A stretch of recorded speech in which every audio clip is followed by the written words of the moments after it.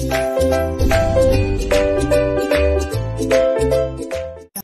Class, इससे पहले video में जो हमारी एमसीक्यू की सीरीज चली थी उस सीरीज में हमने पार्ट 23 तक कंप्लीट कर लिया था।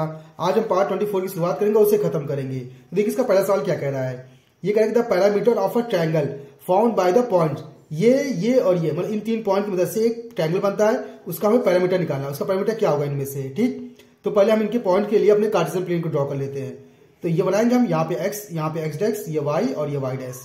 अब पहला पॉइंट क्या है 0,0, तो हमें पता है यहाँ पे 0,0 होता है, ठीक ना, सेंटर पॉइंट। अब 1,0 दिया है तो पहला अगर देखा तो एक्स में 1 चला और वाई में 0, मतलब एक्स में ही चला है। तो एक्स में किधर इधर चला होगा, पॉजिटिव है तो इधर चलेगा। तो यहाँ पे कहीं 1,0 है, ठीक। दूसरा 0,1 है ना, तो मतलब एक्स में चला नहीं है, वाई में कितना चला है 1 चला, तो 1 कहाँ ऊपर होगा, तो क्या आएगा 0,1, यह आ गया। तो यहाँ से डिस्टेंस कितनी होगी 1, और यहाँ से डिस्टेंस क्या होगी 1 होगी। अब यहाँ से इनको जोड़ सकते हैं तो ये आपको एक ट्रायंगल फॉर्म होता हुआ दिख रहा है, ठीक। इसे हम बना लेते हैं अच्छे से, ये हमारा बन गया। अब देखिए ध्यान से, यहाँ से एक्स में डिस्टेंस कितनी है 1 है और वाई में डिस्टेंस कितनी है 1 है। अब यहाँ पे एंगल कितना बनेगा 90, तो ये हमारा कितना बनेगा 90। तो हमें निकालना है क्या पैरामीटर। पैरामीटर के लिए तीनों साइड हमें पता होना चाहिए, क्योंकि पैरामीटर क्या होता है सम ऑफ ऑल साइड, इसका इसका और इसका साइड, इनको जोड़ेंगे तो हमारा क्या निकलेगा पैरामीटर। तो इसको निकालना पड़ेगा। तो इसके लिए हम यूज करेंगे क्या पाइथागोरस थ्योरम। तो पाइथागोरस थ्योरम क्या कहता है, हाइपोटेनस का स्क्वायर इक्वल टू बेस का स्क्वायर प्लस परपेंडिकुलर का स्क्वायर। अब देखिए बेस कितना दिया 1 और ये भी कितना दिया 1, तो 1 1 रखेंगे तो 1 का स्क्वायर 1, 1 का स्क्वायर 1, 1 1 कितना आएगा 2, एच स्क्वायर देगा तो रूट में, तो एच स्क्वायर क्या है √2, तो इसकी वैल्यू कितनी आ गई √2। अब पैरामीटर निकालना है, पैरामीटर क्या होता है सम ऑफ ऑल साइड, तो 1 1 क्या आएगा 2 प्लस √2। अब ये ऐड तो होंगे नहीं आगे, तो हमारा आंसर इतना हो जाएगा, ठीक। तो इससे हमारा ऑप्शन कौन सा, ऑप्शन ए करेक्ट हो जाएगा। अब बात करेंगे क्वेश्चन नंबर सेकंड की।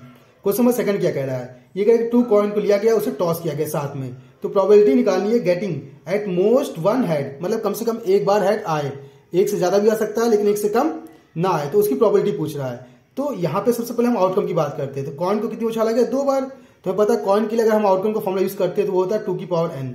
n क्या होता है जितनी बार हम उसे टॉस करते हैं कॉइन को, ठीक ना। n की वैल्यू कितनी है 2, तो 2 रखेंगे तो 2 की पावर 2 मतलब कितना 4। तो हमारा आउटकम क्या आ जाएगा, आउटकम 4 आ जाएगा। अब इवेंट की बात करते हैं, इवेंट कैसे निकालेंगे, तो इस आउटकम को हम बना लेते हैं। जैसे कि मान लेते हैं पहली बार उसने सिक्का उछाला तो क्या आया हेड आया, दूसरी उछाला तो क्या आ गया टेल आ गया, फिर पहली बार उछाला तो क्या आ गया हेड आ गया, दूसरी बार उछाला तब भी क्या आ गया हेड आ गया, फिर पहली बार उछाला तो क्या आ गया टेल आ गया, दूसरे उछाला तो क्या आया हेड आया, फिर पहली बार उछाला तो क्या आया टेल, और दूसरे उछाला तब भी क्या आ गया टेल आ गया। तो ये आपके 4 पॉइंट मिल गए। अब इसने बोला क्या है इवेंट के लिए कि एट मोस्ट 1 हेड, कम से कम एक हेड आया है या उससे ज्यादा, तो एक हेड इसमें मिलेगा, इसमें मिलेगा और इसमें एक से ज्यादा मिलेगा, तो 1 2 3। तो आप कह सकते हैं आपका इवेंट जो है ना वो कितने 3 है, क्लियर। अब आपको निकालना प्रोबेबिलिटी, तो प्रोबेबिलिटी इक्वल टू क्या होता है इवेंट अपॉन आउटकम, इवेंट कितना 3 और आउटकम कितना है 4, तो आपका आंसर क्या आएगा 3/4 आ जाएगा। इस तरह से आपका ऑप्शन डी करेक्ट हो जाएगा। अब बात करें क्वेश्चन नंबर 3 की। क्वेश्चन नंबर 3 क्या कह रहा है, ये कह रहा है the difference of a rational and irrational number is. अब डिफरेंस देखना है हमको किसके, रैशनल का और इरेशनल का। तो कोई रैशनल नंबर चूज कर लेते हैं हम, जैसे कि हमने चूज किया 2। अब दूसरा इरेशनल नंबर चूज करते हैं, तो इरेशनल हमने ले लिया क्या √2। अब इनका बीच का डिफरेंस अगर उसको मास करें तो हमारा क्या मिलेगा, याद रखिएगा अगर रैशनल नंबर इरेशनल से मास करता है या रैशनल इरेशनल से मास करता है तो दोनों ही केस में हमें क्या मिलेगा इरेशनल नंबर ही मिलेगा, ठीक। तो इसका आंसर हमारा क्या आएगा इरेशनल आएगा। तो इसका आंसर क्या होगा हमारा इरेशनल नंबर्स होंगे ये, ठीक। तो इस तरह से हमारी ये प्रॉब्लम सॉल्व हो जाएगी। अब बात करें क्वेश्चन नंबर 4 की। क्वेश्चन नंबर 4 क्या कह रहा है, ये कह रहा है कि if r 5,6 is the mid point, ये मिड पॉइंट है, एक लाइन सेगमेंट है AB, ए के कोऑर्डिनेट ये दिए और बी के कोऑर्डिनेट ये दिए, तो हमें निकालना y की वैल्यू क्या होगी। तो हम एक लाइन ड्रॉ कर लेते हैं जिसका नाम है AB। ए के कोऑर्डिनेट क्या दिए देखिए 6,5 ये दिया है, बी के कोऑर्डिनेट हमारे कितने दिए 4,y, ठीक ना, और यहाँ पे एक मिड पॉइंट है उसकी कोऑर्डिनेट क्या दिए 5,6, तो हमें y की वैल्यू निकालनी है। अच्छा देखा जाए तो यहाँ पे y की वैल्यू निकालनी है, तो हम y वाले टर्म को यूज कर ले, तो y इक्वल टू क्या आएगा y1 प्लस y2/2 ये आएगा। आप देखिए y की वैल्यू कितनी है 6 इक्वल टू y1 हमारा कितना है 5 प्लस y2 कितना y/2 को देखिए कितना आएगा 6 2 12, तो 12 equal to 5 plus y, 5 plus को देगा तो माइनस का, तो 12 में से 5 कितना आएगा 7, तो y की वैल्यू हमारी कितनी आ जाएगी 7 आ जाएगी। तो इस तरह से हमारा कौन सा ऑप्शन, ऑप्शन ए करेक्ट हो जाएगा। अब बात करें क्वेश्चन नंबर 5 की। क्वेश्चन नंबर 5 क्या कह रहा है, ये कह रहा है कि 1 minus 10 square 45 upon 1 plus 10 square 45, इसकी वैल्यू क्या होगी। सिंपल है, ज्यादा तीन हम यूज करेंगे, ठीक ना। 10 45 की वैल्यू आपको पता होनी चाहिए, कितनी होगी 1, तो यहाँ 1 रखेंगे उसका स्क्वायर लगा देंगे, यहाँ पे भी सेम 1 रखेंगे उसका स्क्वायर लगा देंगे, तो देखिए क्या आएगा 1 माइनस 1 का स्क्वायर अपॉन में 1 प्लस 1 का स्क्वायर, 1 का स्क्वायर क्या आएगा 1, 1 में से 1 गया 0 अपॉन में 1 प्लस 1 का स्क्वायर 1, 1 1 कितना आएगा 2। अब देखिए 0 अपॉन कोई भी नंबर होगा तो उसका आंसर क्या आता है 0 आता है, तो इस पूरे का आंसर क्या आएगा हमारा 0 आएगा। तो इस तरह से इसका आंसर कंप्लीट हो जाएगा हमारा। अब बात है क्वेश्चन नंबर 6 की। क्वेश्चन नंबर 6 क्या कह रहा है, ये कह द लेंथ ऑफ अ शैडो ऑफ अ 20 मीटर टॉल पोल। तो एक पोल बनाते हैं जिसकी लेंथ कितनी दी है 20 मीटर, तो ये लेंथ दी है इसकी 20 मीटर। ठीक, अब इसकी एक शैडो बन रही है।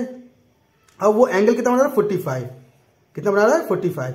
तो पूछ रहा है कि the length of shadow, shadow की लेंथ क्या होगी, शैडो की लेंथ निकालनी है। सिंपल, आपके पास परपेंडिकुलर है, आपके पास बेस है, ठीक, आपके पास एंगल है, तो यूज करेंगे टेन थीटा। अच्छा, हमें कैसे पता कि ये ट्रायंगल बनेगा राइट एंगल, तो आपको पता होना चाहिए कि अगर कोई पोल खड़ा होगा जमीन के साथ तो वो कितना एंगल बनाएगा 90 डिग्री बनाएगा। तो ये हमारा क्या हो जाएगा हाइपोटेनस।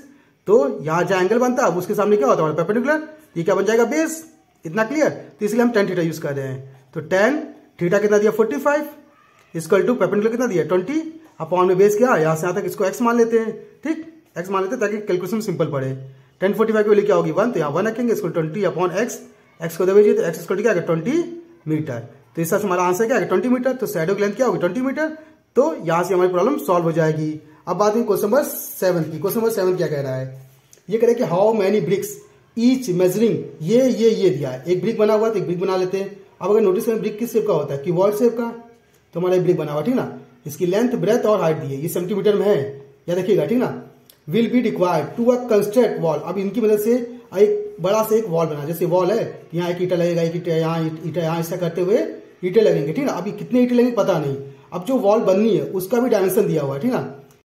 8 मीटर था, ठीक ना, 8 मीटर 6 मीटर और 22.5 सेंटीमीटर। तो इसने पहले सेंटीमीटर में चेंज कर लिया, क्योंकि यहाँ पे सेंटीमीटर है ना हमारा। तो हमारा कितना आएगा 800 सेंटीमीटर, ये कितना आएगा 600 सेंटीमीटर। ठीक, और ये तो दिया ही हुआ सेंटीमीटर में। देखा जाए तो इन ईटों को यहाँ लगाया गया ना, तो कितनी ईंटें लगाई जाएंगी, तो उन ईटों की संख्या निकालिए ना। तो एक ईटा तो है नहीं, तो हम ढेर सारी ईटों को मल्टीप्लाई कर सकते हैं n।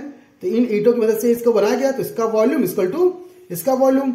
अब इसके वॉल्यूम में क्या होगा n मल्टीप्लाई एक ब्रिक का ना, तो n मल्टीप्लाई एक ब्रिक का कितना देखिए 25 मल्टीप्लाई 11.25 मल्टीप्लाई 6 इक्वल टू, इधर करेंगे, इधर देखिए पूरी दीवार का है ना डायमेंशन, तो क्या आएगा हमारा 800 सेंटीमीटर मल्टीप्लाई 600 सेंटीमीटर मल्टीप्लाई कितना 22.5 सेंटीमीटर। ये क्लियर हो गया। अब ये पूरा मल्टीप्लाई में देगा तो डिवाइड में, तो हमारा क्या आएगा n की वैल्यू देखिए, n इक्वल टू इस पूरे को लिखिए 800 मल्टीप्लाई 600 मल्टीप्लाई 22.5 अपॉन में कितना 25 मल्टीप्लाई 11.25 मल्टीप्लाई 6, ये आ गया। अब देखिए 6 से इसको उड़ा देते कितना आएगा 100 आ जाएगा। ठीक, इसे 5 से उड़ाएंगे, इसे 5 से उड़ाएंगे कितना आएगा 5 25, इसे 5 से उड़ाएंगे कितना है देखिए 5 20 5 25, यहाँ पॉइंट आ जाएगा। ठीक, अब देखा तो 5 इसको और इसको उड़ा देते हैं, तो देखिए इसको ही उड़ा देते हैं 5 5 45 0.9 आएगा। अब देखिए 0.9 से इसको उड़ा देते हैं, 3 से उड़ाते हैं, ठीक ना। तो 3 3 9 और इसे 3 से उड़ाएंगे कितना आएगा 3 3 9 आएगा, और बचे कितना 2 और 2 22, 3 7 21 और 3 5 15, तो हमारा कितना आएगा 3.75। फिर इसे 3 से उड़ा देते हैं तो 0.1 आएगा, इसे उड़ाएंगे कितना आएगा देखिए 3 3 पॉइंट 3 2 6 3 5 15। अब देखिए यहाँ से पॉइंट हटाएंगे तो एक जीरो बढ़ेगा इसके पीछे, यहाँ से हटाएंगे 2 जीरो बढ़ेंगे, तो 2 जीरो मतलब कहाँ ऊपर बढ़ गए। ठीक, अब एक जीरो से एक जीरो कट गया। अब देखिए यहाँ से 125 और यहाँ बचा कितना 1000 मल्टीप्लाई 800, तो बचा 1000 मल्टीप्लाई 800 अपॉन में कितना बचा 125। अब 5 से उड़ाइए देखिए से, तो 5 से उड़ाएंगे कितना हमारा देखिए 5 10 5 25, इससे 5 से उड़ाएंगे 5 10 200 आएगा, फिर 5 से उड़ाए 25, फिर 5 से उड़ाए कितना 40। ठीक, फिर 5 से उड़ाएंगे कितना 1 और 5 से उड़ाएंगे कितना 8, 8 इज 64 डबल 100। तो इतने ब्रिक्स लगेंगे उस दीवार को कंप्लीट करने में, जिसका डायमेंशन ये दिया गया हमको। ठीक, अब बात करेंगे तो इससे हमारा ऑप्शन कौन सा, इससे हमारा ऑप्शन डी करेक्ट हो जाएगा। अब बात करेंगे क्वेश्चन नंबर 8 की। क्वेश्चन नंबर 8 क्या कह रहा है, ये करेंगे द एलसीएम ऑफ 2 की पावर 3 मल्टीप्लाई 3 का स्क्वायर एंड 2 की पावर 2 मल्टीप्लाई 3 क्यूब, इसका एलसीएम निकालना है। तो एलसीएम क्या होता है, जो कॉमन होगा उसे सिर्फ एक बार लिखेंगे और बाकी नंबर्स को जो बचे हो जाएंगे उनको भी लिख देंगे, ठीक ना, मल्टीप्लाई के साथ, तो हमारा आंसर आ जाएगा। तो सबसे पहले इसको लिखते हैं 2 की पावर 3 मतलब कितना 2 3 बार 1 2 3, 3 की पावर मतलब 3 कितनी बार 2 बार, ये हमारा पहला नंबर हो गया। दूसरे इसके लिए लिखेंगे तो क्या आएगा 2 × 2 क्योंकि 2 बार लिखा है मल्टीप्लाई 3 की मतलब क्या 3 मल्टीप्लाई 3 मल्टीप्लाई 3।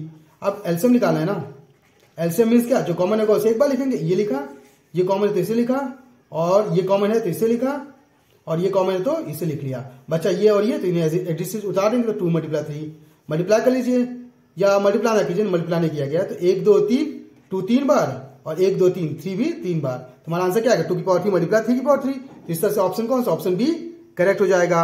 अब बात करें क्वेश्चन नंबर 9 की। क्वेश्चन नंबर 9 क्या कह रहा है, ये कह रहा है कि इफ सिग्मा एफ एक्स कितना दिया 625, तो सिग्मा एफ ये दिया हुआ तो हमें निकालना मीन। तो सिंपल मीन का फॉर्मूला क्या होता है सिग्मा एफ एक्स अपॉन में सिग्मा एफ। अब इसकी वैल्यू कितनी दी है 625 अपॉन में 25 उड़ाएंगे तो 25 में 25 25 25 625, तो आंसर क्या आएगा 25 आएगा। तो मीन कितना आ गया 25। तो इस तरह से हमारा आंसर कौन सा, आंसर सी या ऑप्शन सी करेक्ट हो जाएगा। अब बात करें क्वेश्चन नंबर 10 जो कि लास्ट क्वेश्चन है। ये कह रहा है कि the sum of two numbers is 8, मतलब दो नंबर का जो सम है वो कितना है 8 है। If there sum of 4 times there difference, अब वहां बोला कि जो सम है वो 4 टाइम्स है किसके, उसके डिफरेंस के। तो देयर ना नंबर, तो नंबर क्या होंगे, सिंपल कंडीशन को लेते हैं उनको उठाते हैं। पहला दिया गया the sum of two number is 8, तो एक नंबर x मानते हैं, दूसरा y, इनका सम कितना दिया 8, ये पहली कंडीशन हो गई। ठीक, दूसरी कंडीशन बोला सम ऑफ देयर सम, मतलब इनका जो सम होगा, इनका सम होगा वो 4 टाइम्स होगा इनके डिफरेंस से, मतलब x माइनस वाई के। इतना क्लियर। अब थोड़ा सॉल्व कर लीजिए, देखिए x plus y equal to 4x minus 4y, ये आ जाएगा। अब यहां से आप चाहे तो x की वैल्यू निकाल सकते हैं, तो x की वैल्यू आपकी कितनी आएगी 8 माइनस वाई आएगा। अब x की वैल्यू यहां पुट कीजिए तो क्या आएगा 8 minus y plus y equal to यहाँ क्या आएगा 4x माइनस 4y। ठीक, अब देखिए y से y कट गया तो बच्चा कितना हमारा 8 इक्वल टू 4x की वैल्यू भी रख देते हैं, 8 माइनस वाई है, ये रखा माइनस 4y। अब 4 से मल्टीप्लाई करिए, यहाँ बचेगा हमारा 8 इक्वल टू 4 जा 32 माइनस 4y माइनस का 4y, 4 4 कितना होगा 16 सॉरी 8y, 32 प्लस का अगर माइनस का तो 8 माइनस 32 इक्वल टू ये आएगा। ठीक ना, अब माइनस करेंगे तो कितना आएगा माइनस का 12 में से 8 गया कितना बचेगा 4 बचेगा, 2 बचेगा इक्वल टू माइनस का 8y, माइनस माइनस कट गया तो 8 8 3 से 24, तो y मान कितना आएगा 3 आ जाएगा। अब इस y का मान हम क्या करेंगे, इसमें पुट करेंगे, तो अगर देखा तो x का मान कितना आएगा फिर 5 आ जाएगा, तो x का मान 5 और y का मान 3, तो इस तरह से हमारा ऑप्शन कौन सा, ऑप्शन सी करेक्ट हो जाएगा। तो इस तरह से हमारी सारी प्रॉब्लम सॉल्व हो जाएंगी। तो ऐसे इंटरेस्टिंग सवालों के लिए आप हमारे चैनल को सब्सक्राइब कर सकते हैं। अगर आपके पास मैथ से रिलेटेड कोई प्रॉब्लम है तो आप हमारे कमेंट बॉक्स में कमेंट करके बता दीजिएगा, उसका सोल्यूशन हम आपको बता देंगे। तो आज की क्लास के लिए धन्यवाद।